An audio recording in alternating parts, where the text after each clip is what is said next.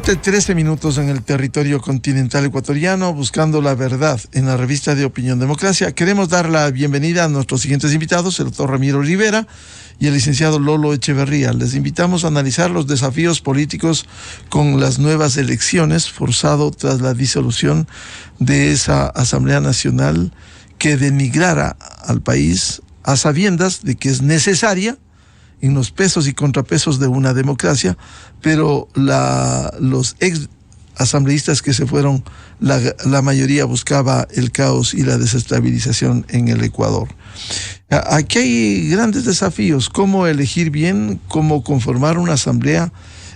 Por cierto, la diversidad política es expresión de la democracia, pero que construya, que legisle, que fiscalice, pero que construya, que contribuya a la solución de los problemas y no que obstaculice como fuera la anterior Asamblea Nacional. Quiero partir, antes de darles la palabra, con el señalamiento que hiciera al dar su informe al país el presidente Guillermo Lasso, precisamente sobre el reto que tienen los ecuatorianos para elegir el 20 de agosto próximo, tanto la primera vuelta presidencial y vicepresidencial, cuanto la elección de asambleístas. Por favor. Ahora los ecuatorianos debemos elegir un nuevo gobierno y otra Asamblea Nacional. Un acto democrático que hace más fuerte la institucionalidad. Con humildad les pido elegir a los mejores ecuatorianos. Ejercer su voto creyendo de manera fehaciente que es la herramienta más valiosa que tienen para evitar que esta historia se repita y enrumbar el país hacia un mejor destino. Este tiempo también nos ofrece una nueva oportunidad para avanzar hacia una concertación nacional. Con generosidad podemos encontrar metas nacionales, propósitos comunes como la seguridad ciudadana, que sin ninguna duda hoy es la razón de Estado más importante que debe unir al país. Parte del discurso del presidente Lasso de este miércoles 24 de mayo. Doctor Ramiro Rivera, ¿cómo asumir este reto? ¿Cómo lograr que haya una mejor representación en la Asamblea Nacional, a sabiendas de que también ese es un reflejo de lo que somos los ecuatorianos? Buen día, Ramiro. Muy buen día y un gusto compartir con Lolo. Bueno, la política no cambia de la noche a la mañana. La disolución del Parlamento fue ya la decisión terminal, inevitable, que resultó ceñida a la Constitución, refrendada por la Corte Constitucional y recibida por los ecuatorianos con enorme alegría, satisfacción y alivio.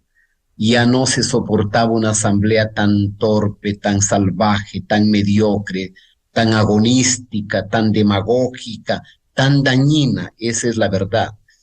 Ahora bien, ¿qué saldrá de las elecciones que se avecinan el 20 de agosto? Es impredecible. Que la representación que salga el 20 de agosto será menos mala que la que acabó de ser disuelta. Quizá. No tengo mayor optimismo porque las organizaciones políticas son las mismas, los liderazgos son los mismos y los votantes son los mismos, con una diferencia que podría ser un agravante, que como esta elección es tan rápida, tan fugaz, no necesariamente las organizaciones políticas tendrán tiempo para escoger de la mejor manera. Aquí se da una paradoja en el Ecuador donde usted tiene, Miguel, casi 280 etiquetas sin figuras y tiene muchas figuras sin etiquetas. Lo más probable que pueda pasar es que A o B candidato esté condenado a aceptar candidaturas a la legislatura que pongan los membretes sin que tengan la mayor calidad. Lo que habría que esperar, y en eso tiene razón el exhorto del presidente Lasso, es que en este proceso electoral se reflexione más se discrimine más en lo positivo, en el sentido del escogitamiento, para que la asamblea que viene para completar el periodo presidencial sea un poco más digna de la confianza. Bienvenido a Lolo Echeverría. Esta primera pregunta que le hemos planteado al doctor Ramiro Rivera, ¿cómo aspirar a una mejor integración de una asamblea, partiendo con algunos ingredientes que no favorecen, como el tiempo en un periodo tan corto, incluso la calidad de candidatos para esta representación? Lolo, buen día.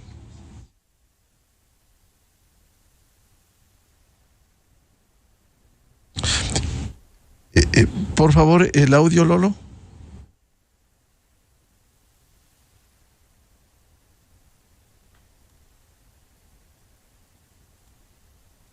Ahora sí. Sí, Perdón. lo escuchamos. Por favor. Buen día, Miguel. Un saludo a Ramiro y a la audiencia. La democracia ecuatoriana tiene un problema no resuelto desde el inicio del periodo democrático que estamos viviendo desde hace 40 años. En el año 79, el señor Assad Bucaram trajo al Congreso Nacional 30 montaraces que los alojó en el Hotel Auca en el centro de la ciudad y les llevaba en autobús al Congreso. Hizo un acuerdo con el Partido Conservador para armar una mayoría en contra del gobierno que él mismo había puesto. Entonces se plantearon dos dilemas. El primero, si había que llevar al Congreso Nacional figuras independientes, intelectuales, capacitados, pero difíciles de conducir desde fuera por parte de la dirección del partido, o había que llevar un rebaño disciplinado, pero incapaz de manejar las tareas legislativas. Esto que empezó hace 40 años es lo mismo que vemos ahora. Van a la Asamblea Nacional ahora agazapados en listas electorales figuras absolutamente desconocidas, ignorantes de las tareas legislativas, incapaces de cumplir responsabilidades tan grandes y cada vez más grandes a medida que la crisis de la democracia se profundiza. ¿Qué hacer en ese caso? Pero este es un dilema. El otro dilema no resuelto es cómo conciliar la disciplina con la libertad. Se entiende que un parlamentario es el símbolo de la libertad de expresión, de la libertad de plantear cosas, de discutir, de debatir.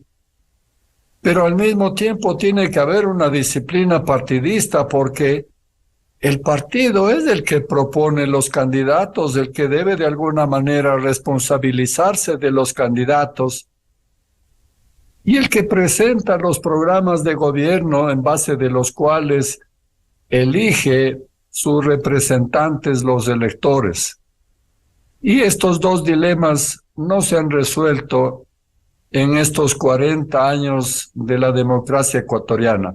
Tampoco es un problema exclusivo del Ecuador, pero tal vez es más agudo aquí que en otras partes donde la democracia funciona sobre las reglas básicas, que es aceptar las mayorías, dar participación a las minorías y aceptar que las mayorías son las que toman las decisiones, pero decisiones responsables, Miguel.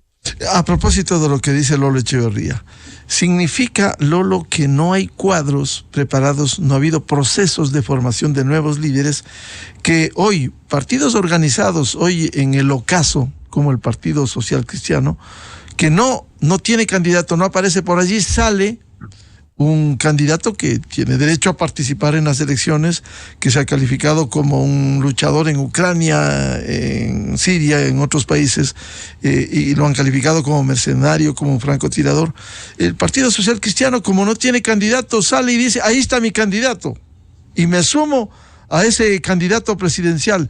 Y así otros, incluso ex candidatos presidenciales, dicen, allí está nuestro candidato. Es decir, aquí no hay un proceso de formación de nuevos liderazgos, Lolo. Esto, lo de la figura del outsider es muy interesante y esto podemos conversar. Pero al hablar de la representación de los ciudadanos en los parlamentos, creo que no es cuestión de si hay o no hay figuras. Por eso señalo esto que sucedió hace 40 años al inicio de este periodo democrático. En ese entonces había partidos políticos formidables, doctrinarios y disciplinados, y el Congreso tenía figuras políticas colosales, y sin embargo se produjo ese problema. Con mayor razón ahora que se ha deteriorado esta situación debido a la crisis de los partidos políticos. Los partidos políticos ya no son ni escuelas de democracia, ni formación de líderes, ni de cuadros de gobierno, ni presentan con seriedad planes de gobierno. Nada de lo que debería ser un partido político. Entonces se han reducido exclusivamente a señalar, a plantear candidatos. Y los candidatos no salen de su militancia, sino que son contratados de fuera.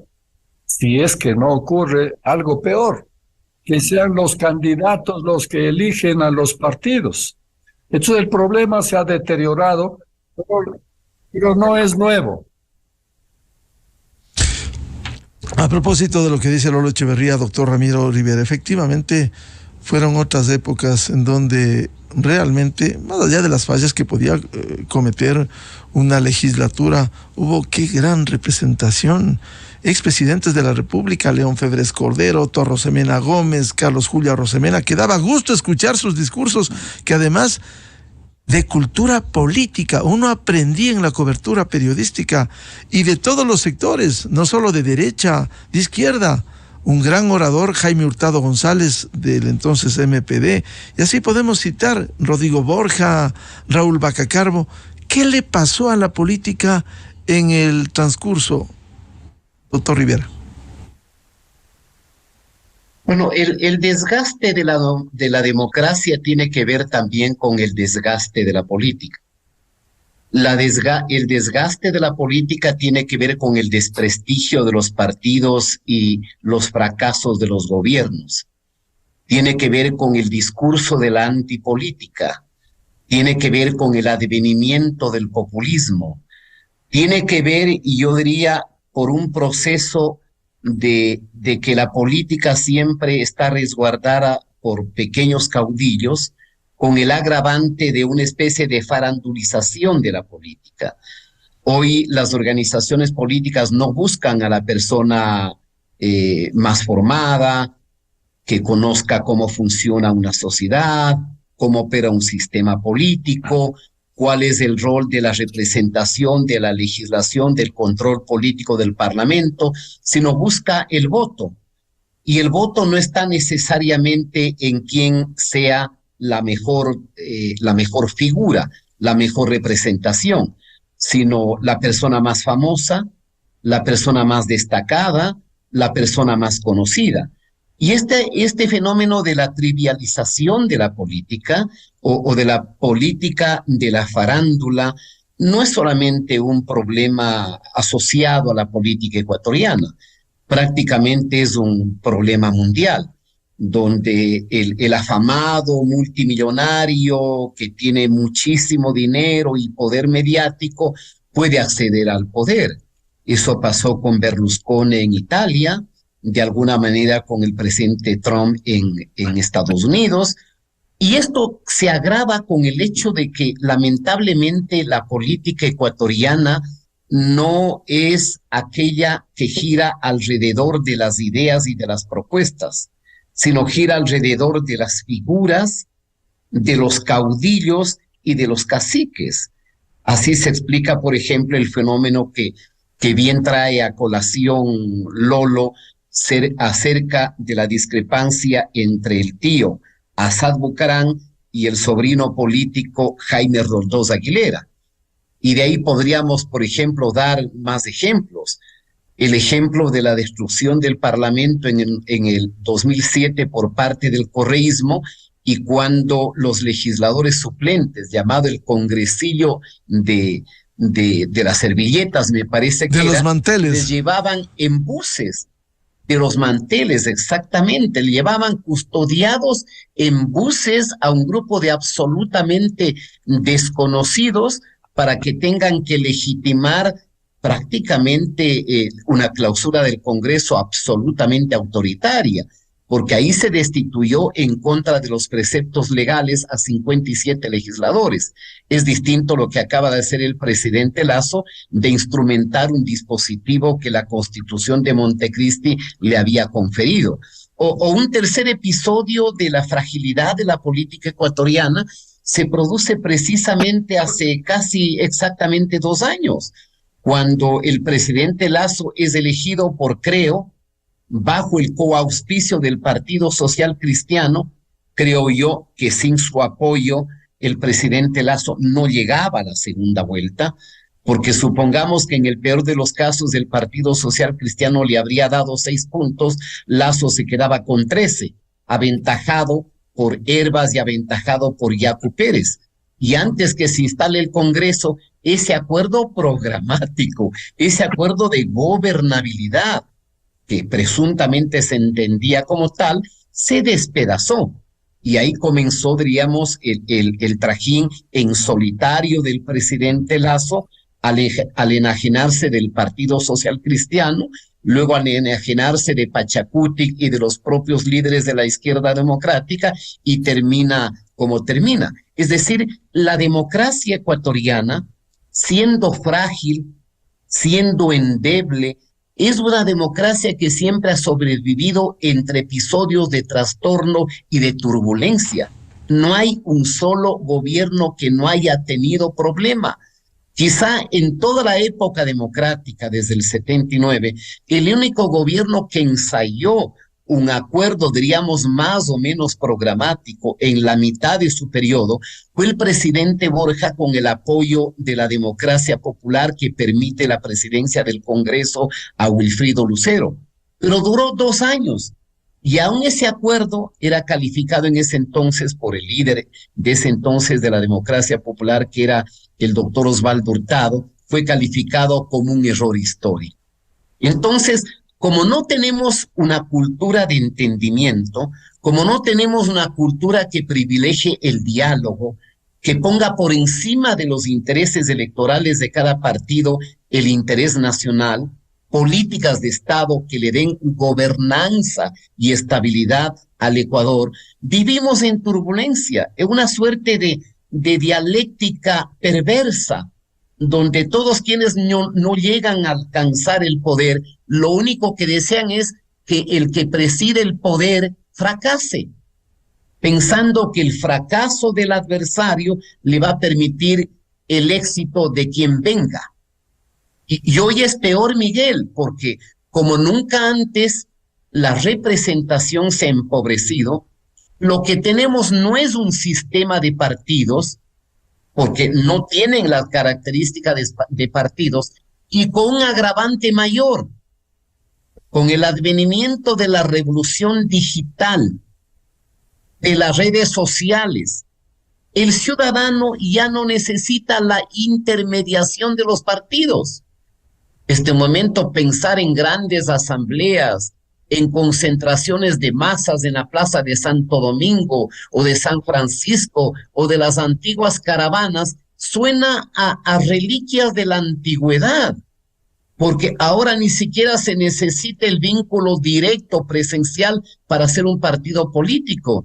Ahí tiene usted el ejemplo de este movimiento populista italiano, 5 estrellas de Grillo, donde alcanzó el 27% de los electores, y los electores ni siquiera le conocían a su líder porque era anónimo, era un hombre de humor que hacía todas las reuniones en línea a través de internet, todas las resoluciones, las asambleas, entre comillas, y las participaciones.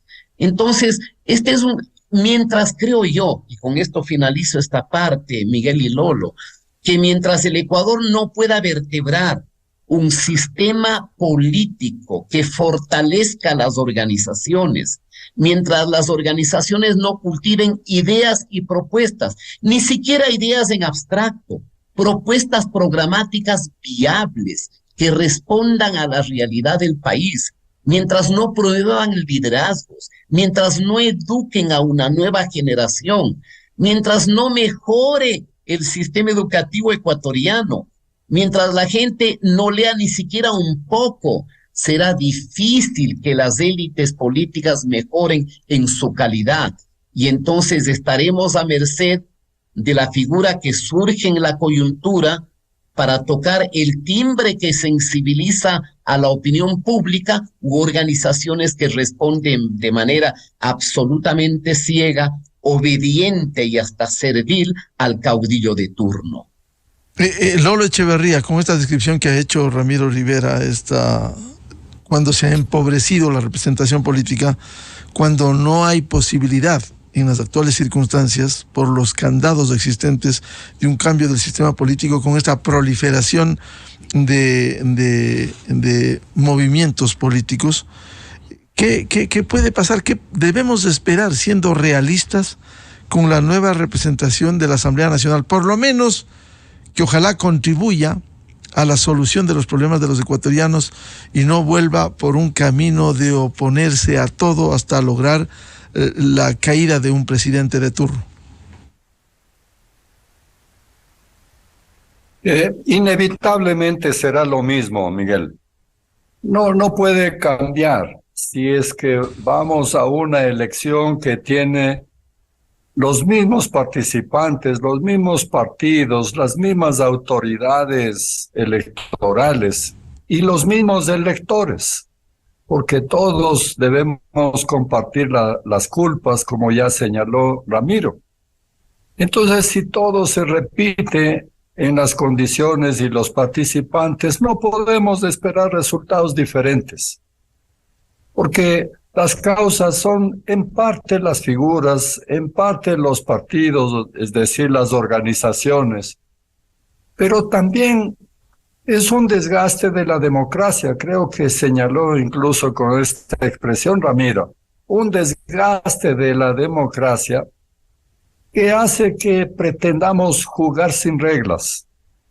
La primera regla de la democracia es aceptar los resultados de la mayoría, porque no hay otra manera de tomar decisiones si no es por mayoría. Si no aceptamos las decisiones de la mayoría, se acabó el juego democrático. Y lo que hemos vivido es una situación absurda en la cual los que pierden declaran la guerra a los que ganan al día siguiente de la victoria. En esas condiciones, a la siguiente ocasión en donde el perdedor sea el ganador se convertirá en un problema porque volverá a repetirse la situación de que no se respeta el resultado electoral. Eso es un problema de la democracia. Edgar Morin, el sociólogo francés, decía que en las reglas para la educación del futuro, decía hace años ya, una de las reglas es la educación para la democracia. Es decir, esto no es fácil, no se aprende, ni es algo innato a la naturaleza humana. Esto es algo que hay que aprender y exige sacrificio, esto de aprender a vivir en sociedad. Implica aceptar reglas, implica que uno contribuye reduciendo parte de su libertad para poder convivir en un grupo. En una sociedad política como la que vivimos, se pretende vivir sin reglas. Cada uno interpreta las reglas o el que llega al gobierno quiere cambiar las reglas. Entonces hay un déficit fundamental de democracia.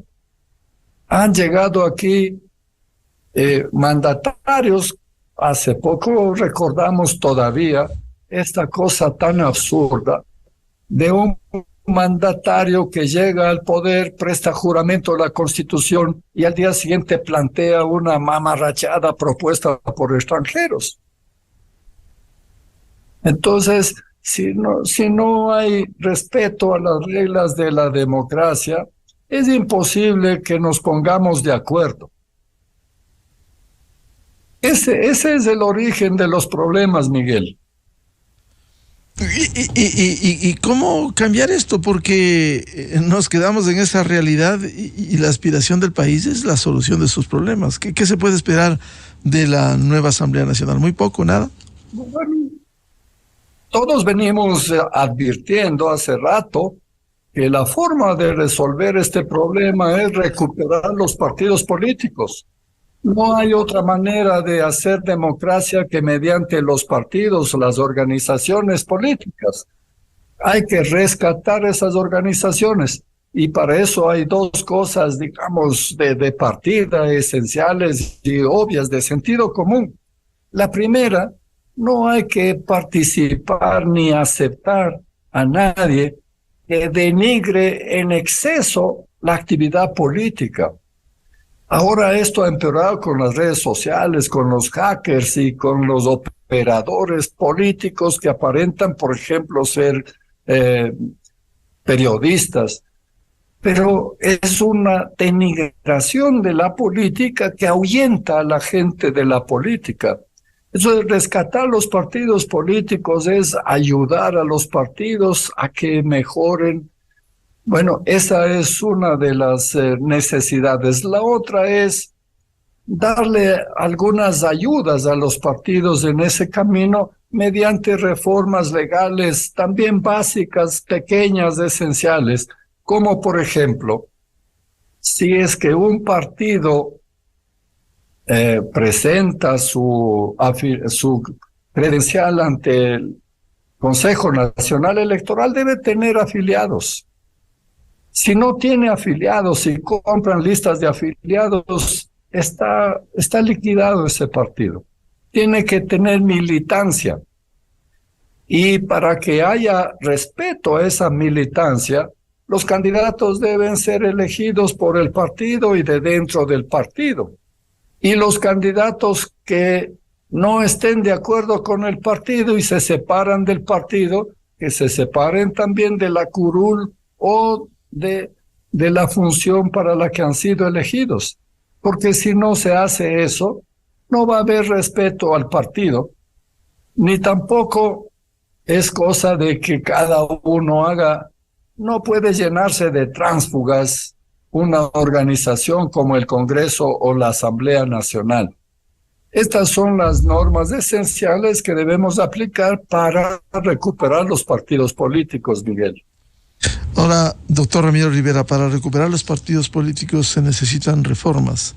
Y si no hay voluntad política, casi estamos en ese círculo vicioso, en una asamblea que no ha querido, al menos la anterior, no quiso una reforma política, no quiso, y además otro tipo de reformas, que decir, la laboral, seguro social, etcétera.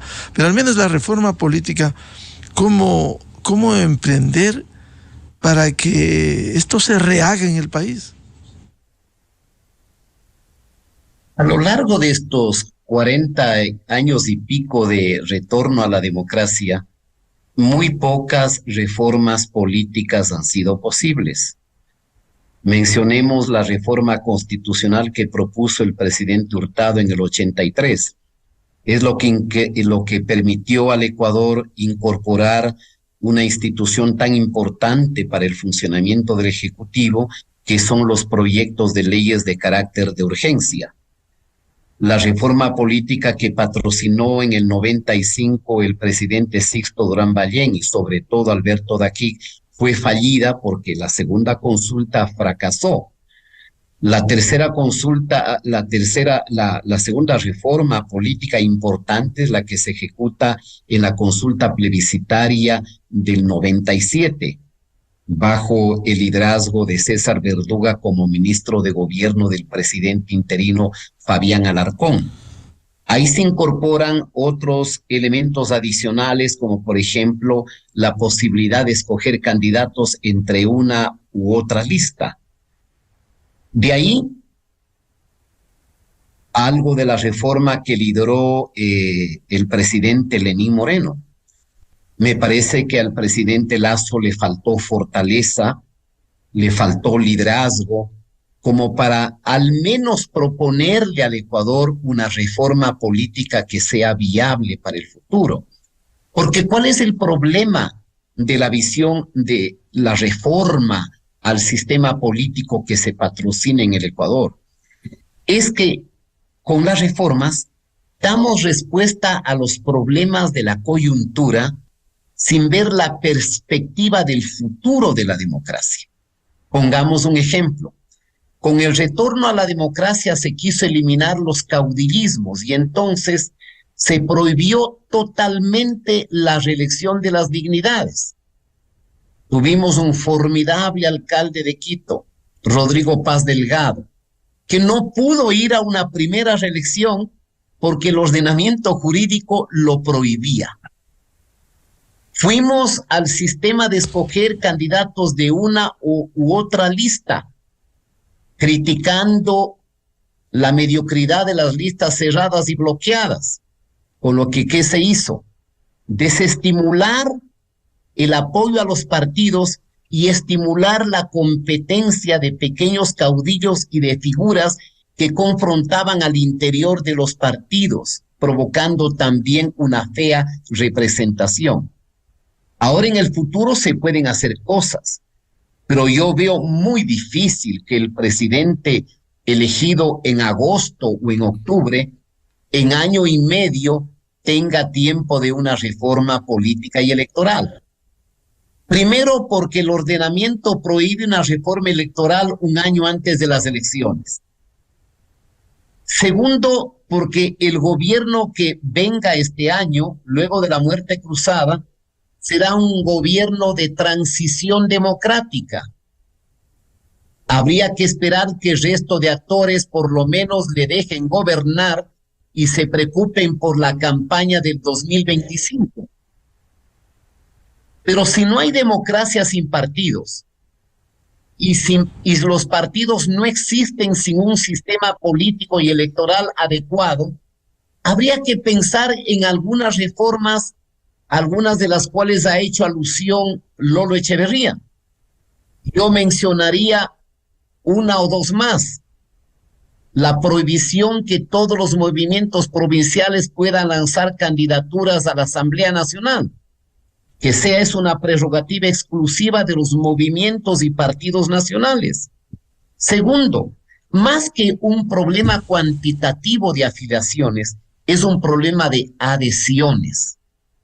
¿Qué nos cuesta trasladar al sistema político ecuatoriano la idea primigenia de la Constitución del 78, donde, por ejemplo, no haya partidos si no alcanzan en 2 elecciones consecutivas el 3 o el 4% del cociente electoral? O el secreto, más que secreto, la fórmula que ha funcionado en España o en Alemania, donde usted tiene un umbral de acceso al Parlamento, que no pueda acceder al Parlamento ninguna organización que no alcance por lo menos el 3 o 4% de la votación nacional. Entonces, si no fortalecemos las organizaciones políticas, aunque en la posmodernidad haya quienes creen que se puede prescindir de los partidos, pero la gobernabilidad y el futuro de un país está dado también por la calidad de las élites, a más también de la calidad de los ciudadanos.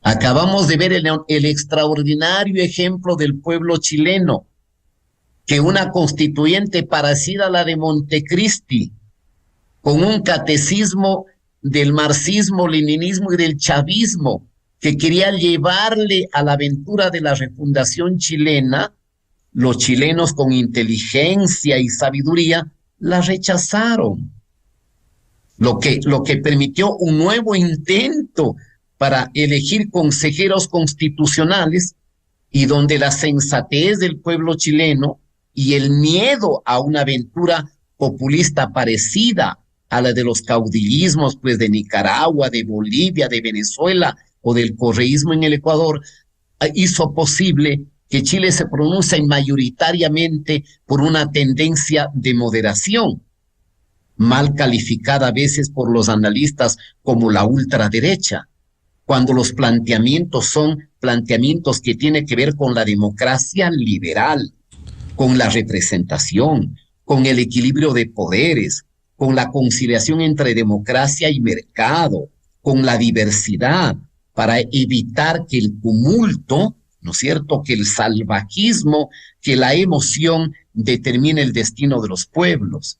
Entonces me parece que lamentablemente el gobierno de transición que venga no va a tener tiempo para introducir una reforma política, que si hubiese sensatez en los líderes y en las organizaciones menos mediocres o más importantes del Ecuador, una reforma al sistema político debería ser aceptado por todos, porque al Ecuador le daría mayor estabilidad.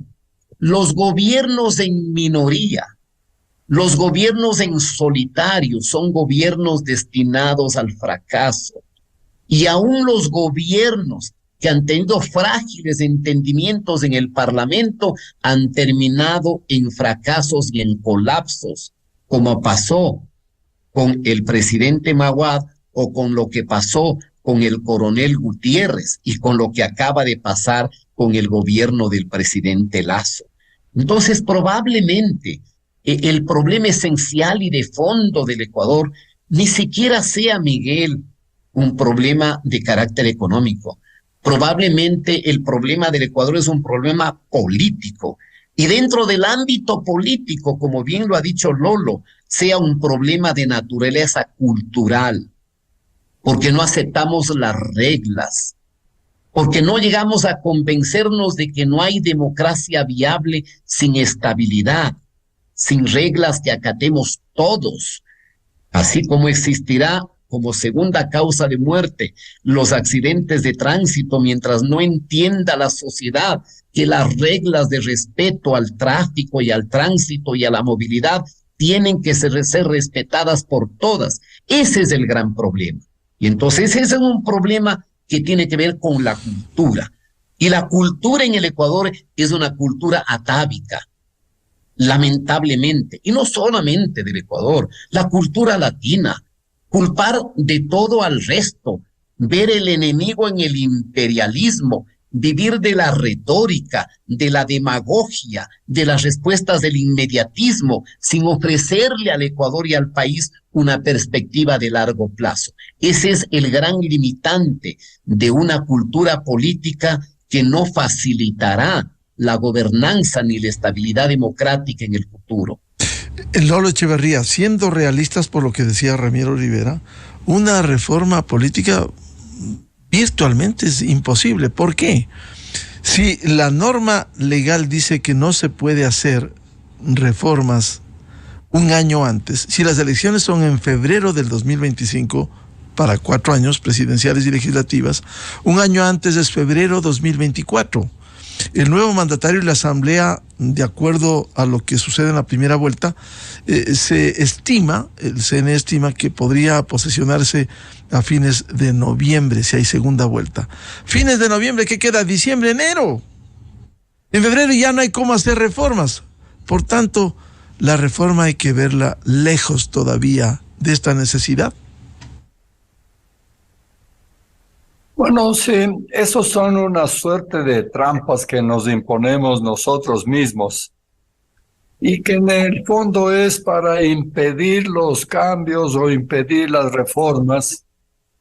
Y en cambio, cuando necesitan, hacen nomás las reformas como nos ha ocurrido con tantas constituciones y tantas reformas legales. Pero yo quiero recoger algo de lo que señaló ya Ramiro, que no es un problema solo del Ecuador, es un problema de la democracia. A la democracia le está pasando lo que le pasa al orden mundial. Cuando ocurrió la crisis financiera internacional, todos los jefes de Estado y los grandes responsables de las corporaciones multinacionales advirtieron que el acuerdo de Bretton Woods había fracasado ya, que no servía más, y había que generar un nuevo orden mundial. Todos se comprometieron a luchar por conseguir eso. Nunca lo hicieron. Y por eso el mundo anda tambaleando. Con la democracia pasa lo mismo. Siempre se ha discutido quién debe gobernar. Desde que Platón propuso que gobiernen los filósofos, hasta lo que estamos viendo de que gobiernen supuestos representantes del pueblo que conocen la voluntad del pueblo, que conocen lo que quiere el pueblo y lo que rechaza el pueblo. Esto ha pasado toda clase de formas de gobierno y formas de democracia. Pero siempre se ha planteado el hecho fundamental de que no puede gobernar cualquiera. Es decir, la aristocracia se criticó, se desacreditó, pero aristocracia en el término original griego solo es el gobierno de los mejores. Es decir, que los mejores ciudadanos sean los que gobiernan. Eso es de sentido común. Y proponer lo contrario es una forma de desacreditar y de minar la democracia. Todo lo que tenemos que ver es cómo recuperamos nosotros la democracia. Tal vez, bueno, son cosas de largo plazo, pero como decía Ramiro, no podemos estar resolviendo los problemas de coyuntura que después se convierten, resolvemos y la solución se convierte en el nuevo problema. Hay que buscar soluciones más profundas. Y estas soluciones son, por ejemplo, plantearse las debilidades que tiene la democracia ya como sistema político. Vea usted que ni siquiera podemos saber qué es una democracia. ¿Quién va a decir en qué consiste una democracia? Todos se llaman democracias. Regímenes como el cubano, el chino o el salvadoreño se creen democracias. Es un absurdo, porque si no hay posibilidades de distinguir claramente y si no hay posibilidades de marginar a los que no aceptan las reglas de la democracia, no la podemos mejorar. Y marginar significa que no hay que llamarle de otra manera, pero no le podemos llamar democracia a cualquier cosa. Porque eso es lo que conduce a esta enfermedad horrible de la democracia, que consiste en aceptar sus reglas hasta llegar al poder. Y una vez en el poder, destruir la democracia. Una pregunta final. Si nosotros continuamos haciendo este camino, nos va a pasar, nosotros vamos a repetir y vamos a ver en esta elección cómo repetimos lo que ha pasado en los vecinos. Mire usted, Colombia, Perú y Chile rechazaron a los partidos tradicionales y eran partidos buenos, mejores que los nuestros. Bueno, los rechazaron y Colombia puso un guerrillero jubilado, el Perú un sombrero luminoso y Chile un líder estudiantil. ¿Cuál es el resultado? Fracasó en Chile, Castillo está preso en el Perú y Petro está pataleando. Entonces, es fácil una política negativa que también es fomentado por esta algazara de las redes sociales, en donde cada uno cree que su opinión vale lo mismo. Es decir, ya no hay una verdad que nos una a todos o a la que respetemos todos, sino que cada uno cree que tiene su verdad. En esas condiciones, entonces, las sociedades están absolutamente atomizadas. Y, curiosamente, es cuando más gregariamente se actúa por la manipulación de la voluntad de los ciudadanos. Estos son los problemas de fondo que debemos corregir, porque son las enfermedades de la democracia que aquejan no solo nuestra democracia, sino también la de Estados Unidos, en Europa y en todas partes. Qué difícil el panorama, pero hay que sembrar esperanza, ojalá haya mejores candidatos y los ciudadanos ejerzan un voto libre, pero un voto responsable y reflexivo. A veces resulta difícil, pero hay que esperar eso. Muchas gracias por estas reflexiones al doctor Ramiro Rivera y al licenciado Lolo Echeverría, y seguiremos hablando de estos temas porque recién empieza el proceso electoral que ya está en marcha. Muy buen día, Ramiro, y a Lolo. Buenos días, muchas gracias.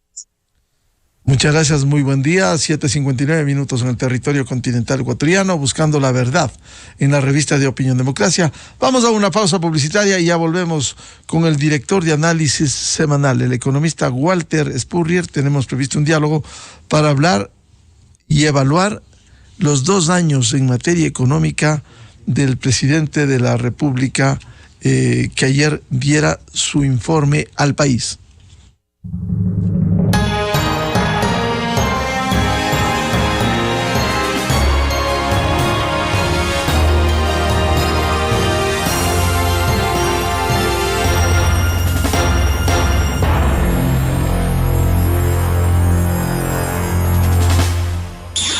Miguel Rivadeneira en la revista de